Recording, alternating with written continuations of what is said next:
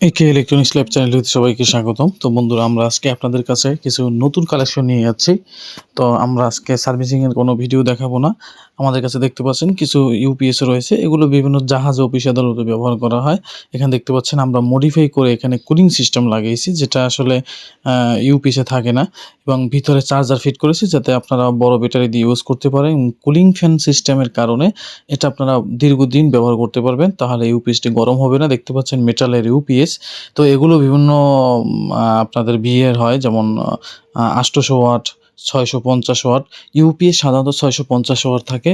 তো এটা দেখতে পাচ্ছেন এখানে কিন্তু 800 ওয়াট পাচ্ছেন। আর এই একটা আছে এখানে 650 ওয়াট আপনারা পাবেন। এগুলো হলো মেটাল বডি না, আসলে প্লাস্টিক। এখানে কিন্তু লেখাই আছে।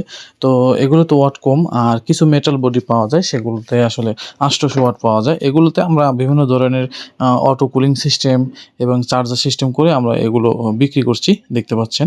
তো আমি একটি বড় ব্যাটারি দিয়ে আমরা কিন্তু ইউজ করি, আমার দোকানে ইউজ করি, দেখতে পাচ্ছেন। বড় একটা ব্যাটারি দিয়ে, এটা 800 এর একটি ইউপিএস। তো আমিও নিজেও এগুলো কিন্তু ইউজ করি।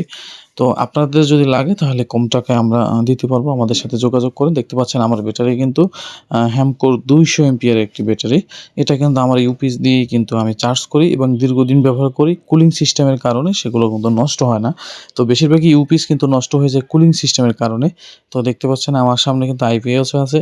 এখানে তো বিভিন্ন ধরনের সার্ভিসিং পাবেনই। ল্যাপটপ, কম্পিউটার সার্ভিসিং সহ বিভিন্ন টিভি, এলইডির আপনারা সার্ভিসিং পাবেন। আবার কম্পিউটার যদি কারো প্রয়োজন হয়, তৈরি করতে চান, আমার সাথে যোগাযোগ করবেন।